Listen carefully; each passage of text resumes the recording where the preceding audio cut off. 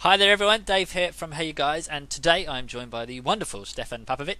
Hello there. And I always try and do something fun with Scott's name, but it never works. So I'm with Scott J. Davis. Hello!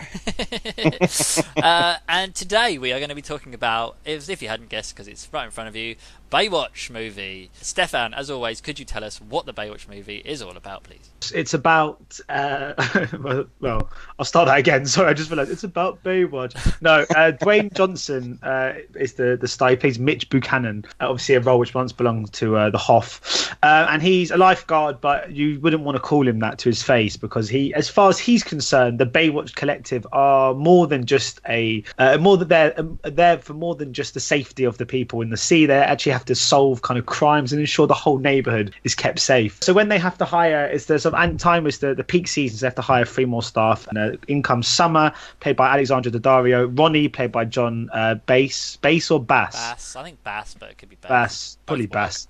Yeah, and then Matt Brody, played by Zac Efron, who's a former Olympian, now a kind of playboy, and he actually is given a spot on the team, much to Mitch's kind of displeasure, because he likes to be in control of who he picks. But he's told from the powers that be that Matt has to be on board. But no matter how much they might not get on to begin with, they're going to have to start working with each other because a dead body sort of comes onto shore, and they believe that the local kind of businesswoman Victoria Leeds, played by Priyanka Chopra, could be behind it. That's the story. And obviously this, we should probably all say how old we are. So I'm 36. Scott, you are? 34. And Stefan? 28. Is a whippersnapper 28. So depressing. But obviously this franchise, Baywatch, has been around a very long time.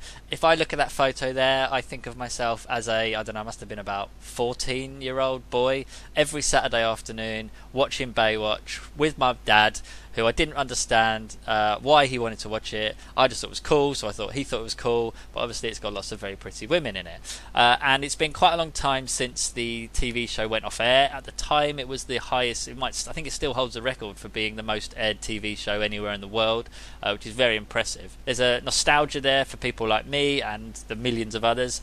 Stefan, were you old enough to watch this, or was it just before your time? No, I remember it, but I might not have watched it when it was kind of at its sort of peak, at its most popular, but it was always on the telly. It was one of those things that I think you just find yourself stumbling across. But it's interesting because it does, thinking about it now, it does feel so outdated, and that kind of objectification of kind of women and the kind of slow-mo kind of beat shots, it feels very, it doesn't feel like it's really got a place in a kind of contemporary cinematic kind of landscape. So I was a little bit kind of concerned about how they might do that, but they actually, I think the kind of they combated that quite well, because I think that they gave a lot of power to the lead antagonist, played by Priyanka Chopra. She was a very quite strong-willed character, which kind of helped balance it. And also there were so many topless shots of Zac Efron and Dwayne Johnson, and they also had them doing slow motion and stuff like that. I don't think that's an issue, because going into it I was a little bit apprehensive, thinking, well, Baywatch is kind of very much of its time. I don't quite see how it will work now, but I don't think that side of it was a problem, really. I think for me the main problem was the comedy. I think that this film needed to be even more over the top and tongue in cheek and more sort of self-deprecating. I think that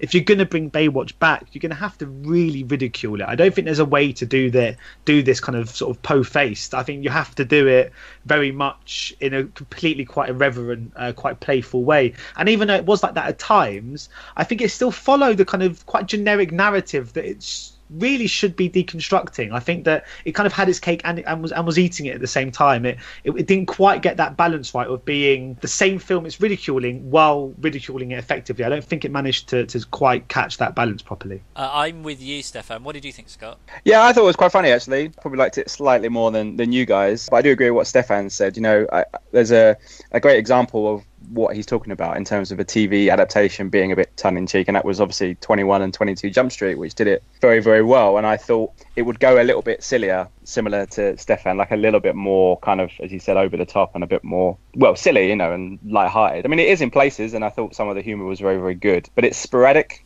I mean, the really good laughs are very sporadic, and in between it gets quite, you know, the middle portion of the film I thought was quite dull in places when, you know, they're setting up they're doing this investigation and all this other stuff that goes on. Thought it was quite cumbersome and a bit slow and a bit predictable, which the predictable bit I guess is the case, but I hoped it would have been a little bit sillier. But when it was funny, I thought it was very, very funny, but just it was a bit sporadic for me, unfortunately. I was in the same boat as Stefan. I went into this film wanting to absolutely love it, and we'd had, if you think about it, I think they've done Dukes of Hazzard, we've done Starsky and Hutch. They did, obviously recently they did Chips, which was absolutely diabolical, and the other two that you've mentioned already, or the Jump Street sequels. I mean, there's a formula that they seem to be trying to stick to. We've never had a modern day Knight Rider movie, or they did try and reboot the TV show, which didn't do very well either. And I went into this film wanting to love it, and thought that it was going to be, from the trailers, basically just a Mickey take of Baywatch and what we're used to, the slow-mo, and they even pay reference to the fact that people look like they're running in slow motion and very self-deprecating. But I didn't find it that funny, and I came out and I was just gutted because I really wanted to like it, and I just didn't. Yeah, I think some of the jokes are just a bit, they're quite cheap and quite simple. I think there's one moment where they're at a party and John Bass's character is that they sort of say he has to distract Victoria Leeds, and then Dwayne Johnson says to him, right, do that thing you did last time. He goes, oh no, I don't want to do that. And I'm sitting there going, oh, what's it going to be? It's just a silly dance. And it's like, well, we've seen silly dances in comedies so many times. There's even a boner on the beach scene. It's so predictable. Like, I felt and then at the end when the film's finished, they have an outtakes kind of sequence during the closing credits. All these things that just felt so quite cheap and quite easy to do, which is where I think 21 Jump Street, which was very much of the same flavour, the same kind of tone, very much going for the same thing, like we kind of said, but the jokes were just original. There was something very funny and quite more unique about it, whereas this just felt like the most sort of by the numbers comedy, and it just didn't really work. And I also just felt that all of the kind of comedic kind of relief was on the shoulders of Zac Efron, who was really good, but all of the apart from Priyanka Chopra playing the villain, all of the actual Baywatch women, none of them had anything to do. Like, they were so underwritten. I thought Alexandra Daddario would have slightly more to do, but none of them had any kind of actual sort of genuine personality traits for us to kind of to latch onto, or kind of their own arcs or develop character developments or anything. I think that all of the focus was put into Dwayne Johnson and Zac Efron here, and I think that they're just, even though the film, like I said before, it's not objectifying women or anything like that, but it certainly hasn't given them much else to do other than just wear red sort of swimsuits and just stand around on the beach, which is a shame. And there's moments in the film where characters just seem to disappear. Like, putting The Rock in this film, I think, is the main selling point. Without him being in there, and probably Zach, I don't think they probably would have made it.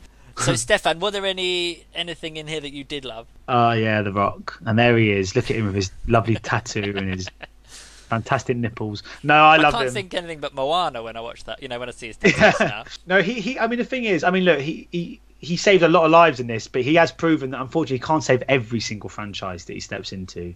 But he is still the best thing about this. He's just so easy to watch and so engaging and very funny and very warm, and just I don't know, he makes the film watchable. When he's on the screen, it doesn't really matter how badly a film's been written or how many flaws are in it. He's just watchable, and he just makes films better. So I think he was the standout for me. I mean, Zac Efron was good as well, but Dwayne Johnson is just, I just wish he was like my neighbour. So every day I could just come out and be like, hi Dwayne, and he'd just be watering the plants going, oh hi, and I just have him in my life, but I don't have him in my life. You've been lucky enough to interview him twice now, so that's not bad. That, you know what? Considering I had a massive poster up on my wall when I was about 12 years old of The Rock, yeah, no, singing with him on camera was quite. I'm talking about Gorilla Meat. Oh, yeah. Two of my favourite ever interviews. So if you haven't seen them, folks, you need to go to our YouTube channel or go on HeyUGuys.com and have a search for Gorilla Meat and singing with The Rock. So Scott, you're 3 stars on this, right? I would go 3 stars, yes, because I think the sporadic very good laughs that are a bit sporadic are very, very funny.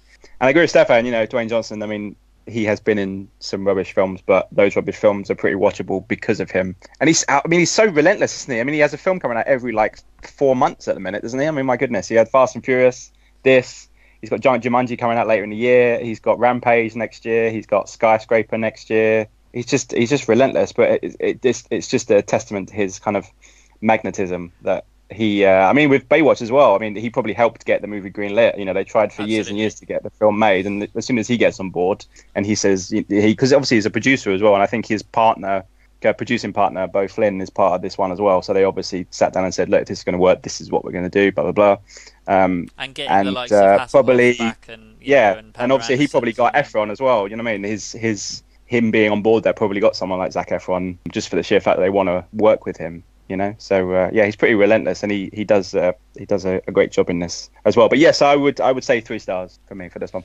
Okay, cool. So do let us know what you think of it when you've watched the movie. We were lucky enough to go to the world premiere of Baywatch in Miami, and you can see Danielle's interviews on HeyUGuys.com. And we were also at something a little bit earlier in the year called the Baywatch Slow-Mo Marathon, which was an absolutely fantastic event where many of the stars turned up, and we got to chat with them there as well. And as people in LA strutted their funky stuff in slow motion, which I thought was a really good promotional idea from Paramount. So fair play to them for that, and thanks for having us on board. So do let us know when you've watched them and what you think of them, and let us know what you think of Baywatch. And as always, you can subscribe and follow on all of our different social platforms, and we look forward to seeing you next time. Take care. Bye. Bye. Bye. That was better, that one. Ladies and gentlemen, you're watching Hey You Guys! Hey You Guys, huh? Hey, you guys. Is that from the Goonies? It is indeed, yeah. Nice. Hey,